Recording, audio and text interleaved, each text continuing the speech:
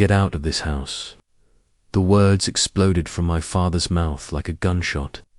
A dinner plate flew across the room and shattered against the wall, missing me by inches. I stood there, frozen, clutching the edge of the table, my heart pounding so hard it hurt. I said, "Get out." He roared, his face red with rage. My mother didn't say a word. She just stood there, arms crossed, eyes cold as stone.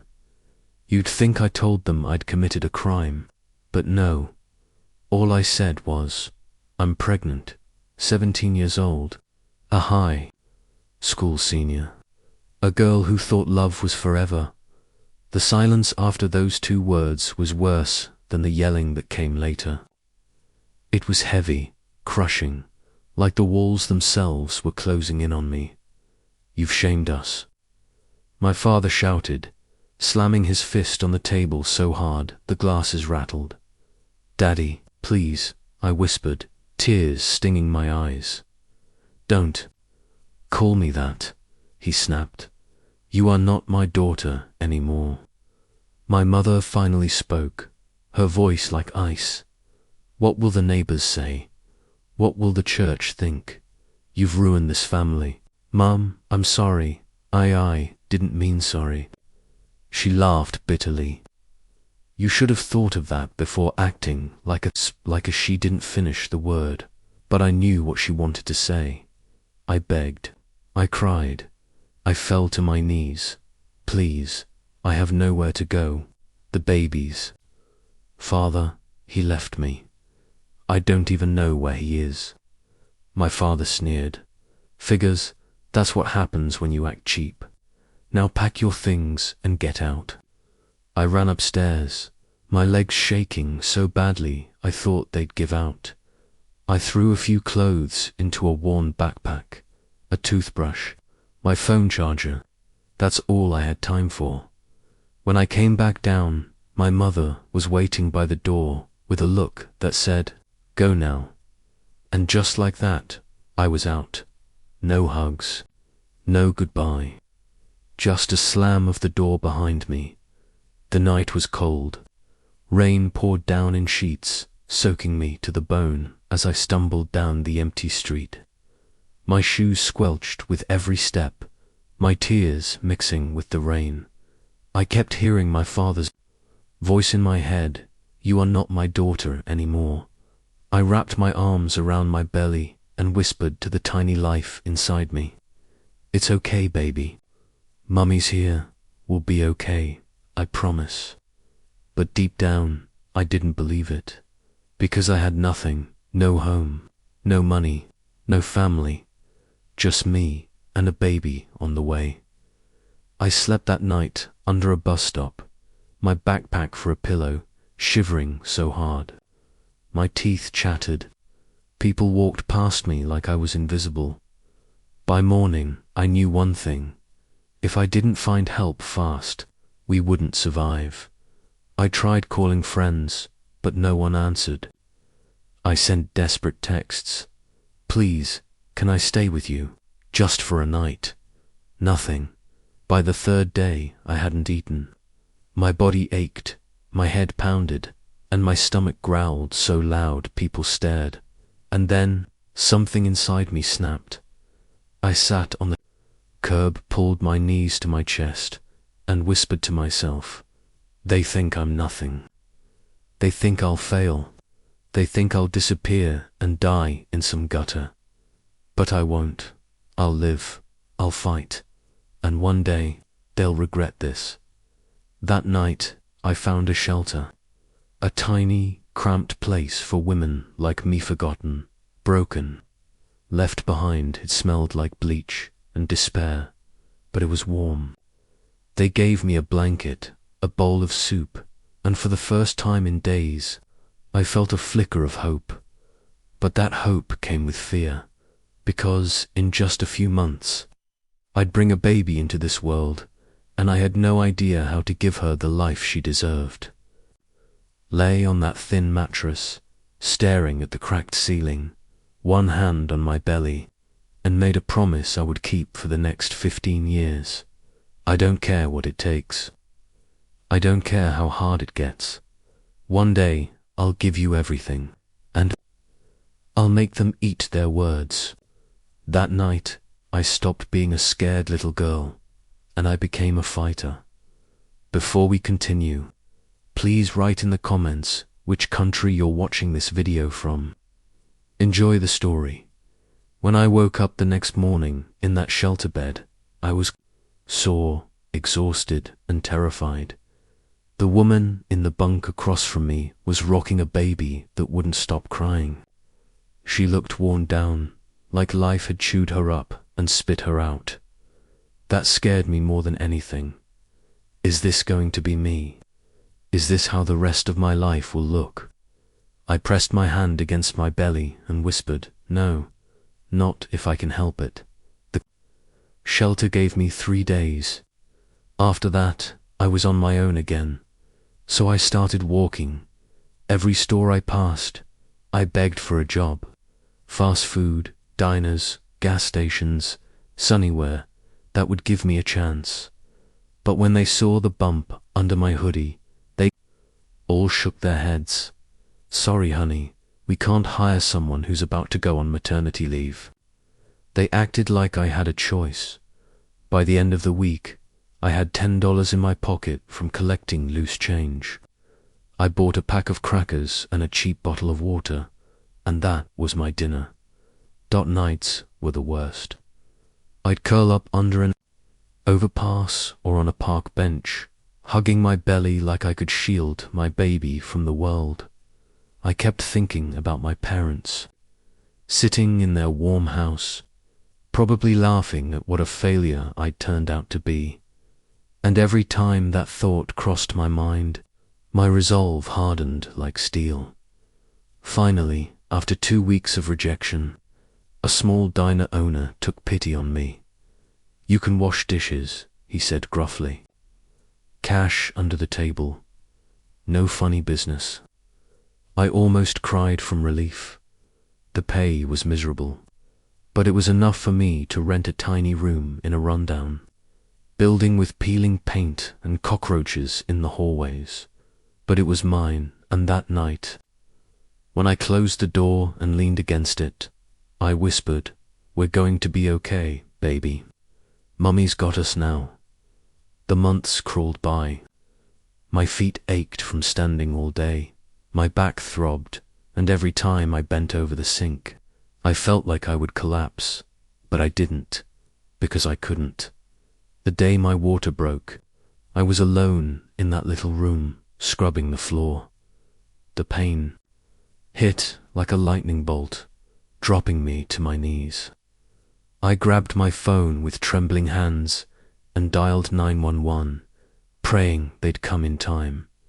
They did, but the ride to the hospital, the delivery, it was nothing like I imagined.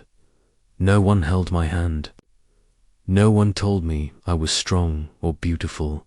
It was just me screaming into a pillow, tears streaming down my face, and then a cry, a tiny, perfect cry that split the air like music. The nurse laid her on my chest, little girl with the softest skin and the biggest brown eyes I'd ever seen. I looked at her and whispered through sobs, "Hi, baby. It's you and me." Now, I named her Lily, and from that moment on, she became my reason to breathe. The hospital bill nearly killed me. I spent months paying it off in small installments, skipping meals so I could buy formula and diapers. There were nights I sat in the dark, rocking Lily to sleep while my stomach growled so loud it hurt. But every time I looked at her little face, every time she wrapped her tiny fingers around mine, I swore to her hand to myself, "We will never live like this, forever." One night, when Lily was 6 months old, I sat on the floor with a notepad and wrote 3 words in big, bold letters: "Get out, win." That became my mantra. I needed a plan. Washing dishes wasn't going to cut it. So, when Lily slept, I worked on myself. I borrowed old library books about business. I watched free videos on how to start a company. I learned about online selling, marketing, everything I could cram into my brain between feedings and diaper changes, sleep. I didn't know her. Coffee became my best friend. After 2 years, I finally launched a tiny online shop selling handmade crafts. It wasn't much, but it was something. Orders trickled in, then more. Then I expanded to home decor, then fashion accessories.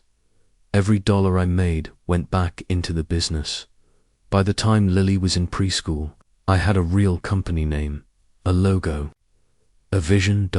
And for the first time since that rainy night, my parents threw me out. I felt powerful. One evening, I looked at Lily, coloring on the floor, and whispered, "One day, baby.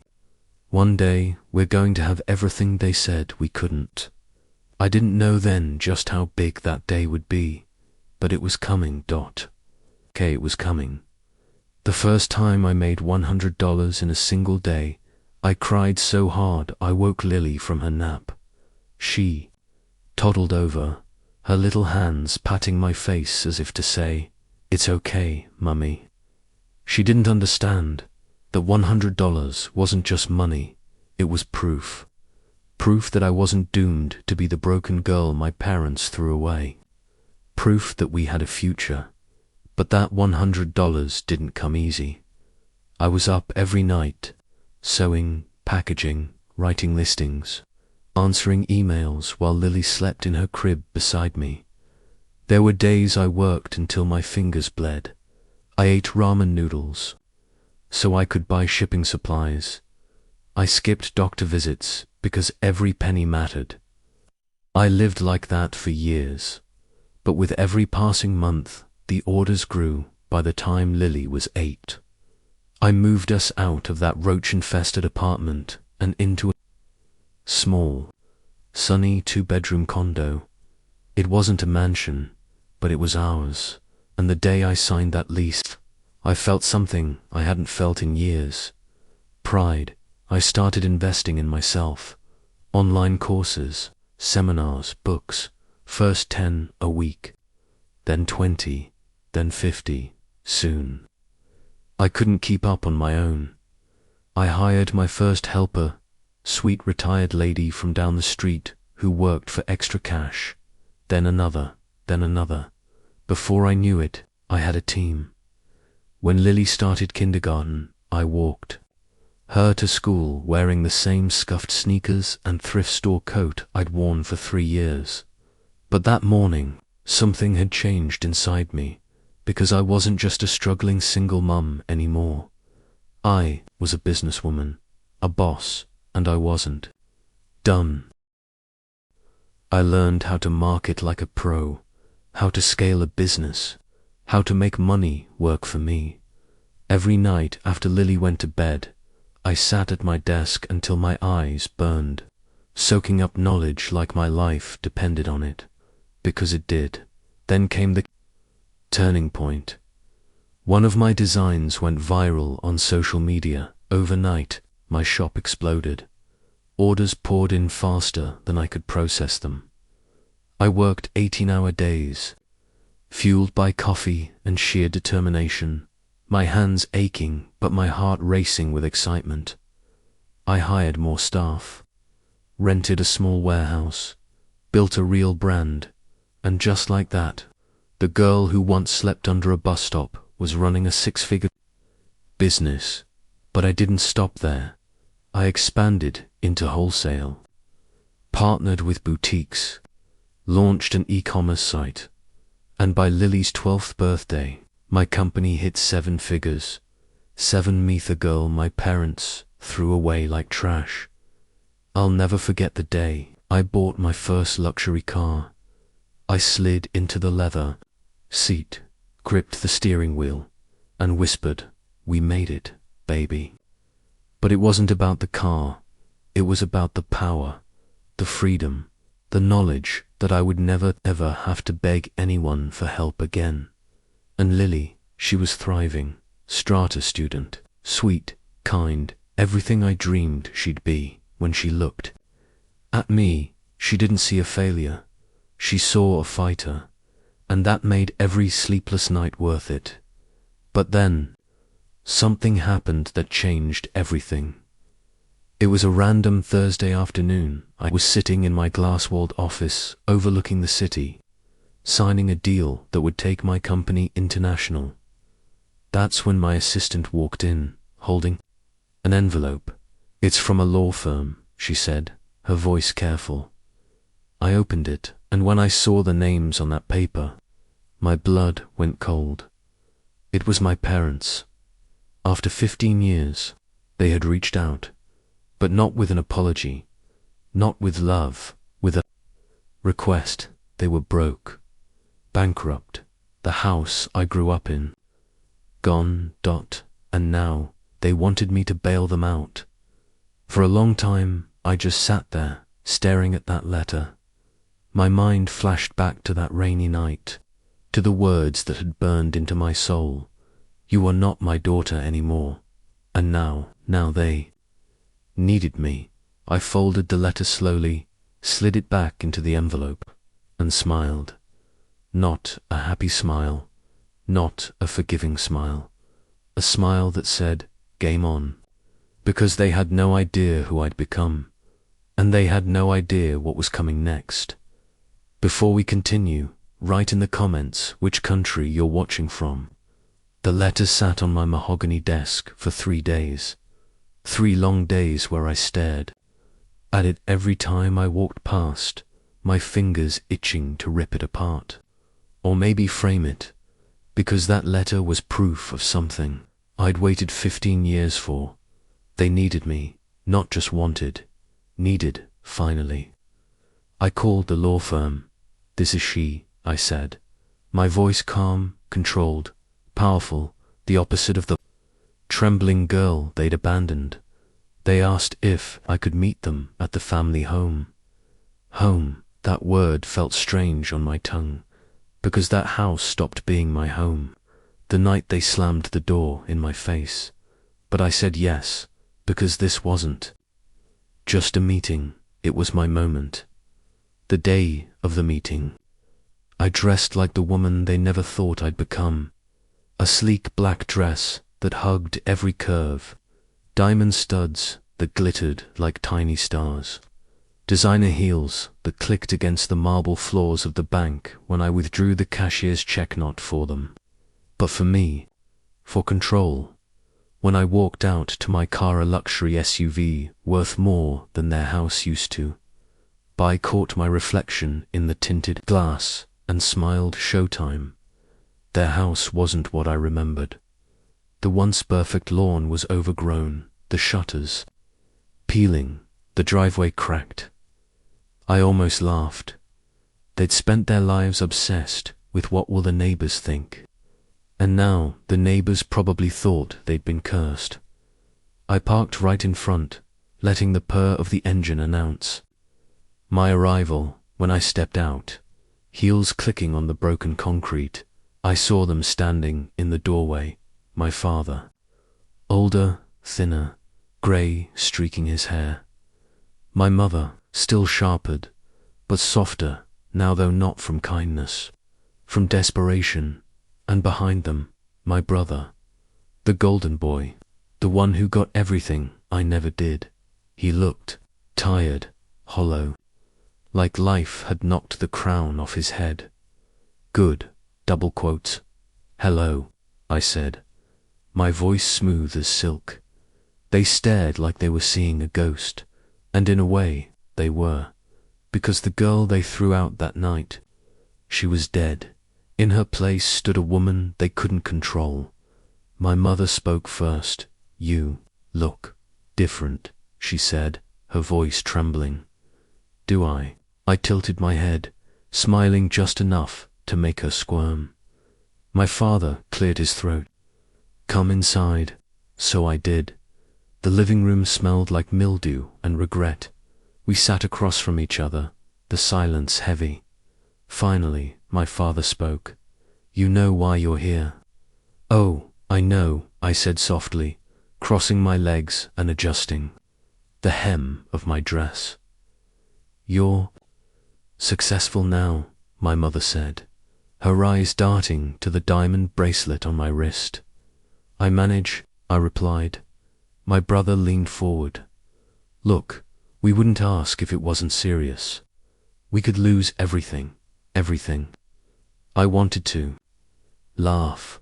They'd already lost everything that mattered, their dignity, their pride, their grip on me. How much? I asked coolly. They named a number. A big one. I didn't even blink. Wow, I said, letting the word drip with amusement. You really did a number on yourselves. My mother bristled. We did what we thought was best for you, she snapped. You embarrassed us. You brought shame. I slammed my hand on the table so hard they jumped. Shame. You threw your pregnant daughter out in the rain. You left me to starve. You didn't care if I lived or died. My voice cracked, but not from weakness, from power, from 15 years of rage finally unleashed. And now, I leaned in, my eyes burning into theirs. Now you come crawling to me. The daughter who didn't exist. They were silent. My mother's lip trembled. My father's jaw clenched. Good, let them squirm. Finally, I stood and smoothed my dress. You want my help? I said softly. They nodded, hope flickering in their eyes. Then you'll get it. On one condition. Their heads snapped up. What? My father asked. I smiled, slow, dangerous smile. You will sign over this house, today, to me. Shock rippled across their faces. This house, but no buts, I cut in. You give me this house, and I'll pay off your debts. Refuse, and you can rot in the street like you left me to. They stared at me, stunned, and then, slowly, my father nodded. Fine, he muttered. I pulled the paperwork from my bag and slid it across the table. They signed without another word. When it was done, I stood and picked up the keys. Congratulations, I said, my voice cold as steel. You just sold your souls to the daughter you threw away. And then, as I turned to leave, I paused at the door and looked back. Oh, and one more thing, I said, my lips curling into a smile that made my mother's face go pale. This house, I'm not keeping it. Their brows furrowed. I'm turning it into a shelter, I said sweetly. For pregnant teens, girls like Metha, ones you think deserve nothing, and I'm naming it after Lily. The look on their faces, worth more than every dollar in my bank account. But they didn't know the biggest twist of all. That was still coming, and when it hit, it would destroy them. I left their crumbling house that day feeling like a queen. The keys to my childhood home jingled in my hand. But they weren't just keys, they were a crown. The house they once used as a symbol of their perfect family was now mine, and I was turning it into something they'd hate, a safe haven for girls like me. That alone was enough revenge, but life had a way of giving me extra gifts, and this one was delicious. 2 weeks later, the paperwork was final. The house was legally mine. I stood on the front porch with Lily, now a confident, beautiful teenager with the same fire in her eyes that kept me alive all those years ago. Is this where you grew up, Mom? She asked. Yeah, I said, smiling. Faintly, but we're going to make it something better. She grinned. What's the plan? You'll see, I said, giving her a wink. Inside, the place looked even worse than before. Dust, broken furniture, a lifetime of secrets hiding behind peeling wallpaper. As I walked through the rooms, memories came flooding back. Christmas mornings, Birthday parties, fights, tears, and then the night they kicked me out into the rain. I felt my jaw tighten. Not anymore, I whispered. This house doesn't get to hurt me again. But as I started the renovations, something strange happened. One evening, while sorting through old boxes in the attic, I found a small metal tin shoved behind the beams. Curious, I opened it. Inside were letters, dozens of them, all addressed to me, but they weren't from my parents. They were from him, my brother, the golden boy, the pride of the family. Every letter started the same way. I'm sorry. Some were short, some were pages long. In them, he confessed everything, that he begged our parents not to throw me out, that he offered to take me in himself, but they threatened to cut him off, and then the truth that made my blood run cold. I should have told you this years ago, one letter read. The night you left, Dad said something I can't get out of my head. He said the baby wasn't some random boyfriend's. He said it was mine to worry about. My hands shook as I read the next lines. I don't know if he was just being cruel or if it's true, but Mum said she'd take care of it and not to ask questions. I'm so sorry, sis. I dropped the letter like it burned me. What the hell did that mean? Was Lily? No, that wasn't possible, was it? My stomach twisted. I had to know. The next morning I called him. He sounded shocked to hear from me, his voice cracking when he said my name. Meet me, I said flatly. Now, we met at a quiet cafe downtown. He looked nothing like the golden boy I remembered. His hair was thinning, his shirt wrinkled, his eyes haunted. When he saw me, he almost cried. You look amazing, he whispered. I didn't smile. I slid the letter across the table. What is this? I demanded. He stared at it, his hands trembling. You weren't supposed to find that, he said hoarsely. Too late, I snapped. Explain, and then he broke. The truth spilled out like poison that night. After they kicked me out, our parents told him something shocking. Lily wasn't just my responsibility. She was his, not biologically, but legally. Because when I was pregnant, they tried to have him sign papers claiming the baby as his to cover their family shame. He refused, but the rumor spread. People whispered. His fiancée left him. His life fell apart. All because of me, also he believed. But then came the real bomb. I didn't write that to hurt you, he said, tears in his eyes. I wrote it because they lied to us both. What do you mean? I demanded. Your baby's father wasn't who you think. My chest tightened. What are you talking about? He swallowed hard. It wasn't your boyfriend. It was Dad's friend, someone much older. Mum knew. She covered it up to protect him. I stared at him, my pulse pounding in my ears. Everything I thought I knew. Shattered, I walked out of that cafe, shaking with rage. Rage at them, rage at the life they stole from me. And then I made a decision. If they wanted to play dirty, I'd burn the whole damn board the next week. During the grand opening of Lily's Haven, the shelter I built from their house, I invited the entire family. They came, looking smug, probably thinking I'd forgiven them. The press was there. Cameras, reporters. Perfect. I stood at the podium, my daughter by my side, my voice ringing out strong. 15 years ago, this house was a place of pain, I began.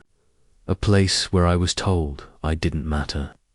Where I was thrown out like garbage for being pregnant at 17. Gasps rippled through the crowd. My parents shifted uncomfortably. But today, I continued, my eyes locking on theirs. This house becomes a place of hope for every girl who was told she wasn't enough, for every mother who was shamed instead of loved. Applause erupted, and then I dropped the bomb. And because transparency is everything, I want to thank the people who made this possible, I said sweetly. My parents who taught me exactly what not to be, and my brother who almost signed papers claiming my child as his because of a family scandal they created. The cameras swung to them. The reporters scribbled furiously. My mother went pale. My father clenched his fists. And finally, I said, my smile sharp as glass, to the man who caused it all, Dad's best friend, the one they protected instead of their own daughter. Gasps exploded. My parents looked like they'd been shot. I didn't care, because at that moment, I took back everything they stole. That night, the story went viral. Sponsors dropped my parents. Their reputation was in ashes, and me. I walked away with my head high, my daughter's hand in mine, knowing I'd done more than survive. I'd won, and I whispered to Lily, just loud enough for the cameras to catch, never let anyone tell you you're not enough, because one day you'll show them all.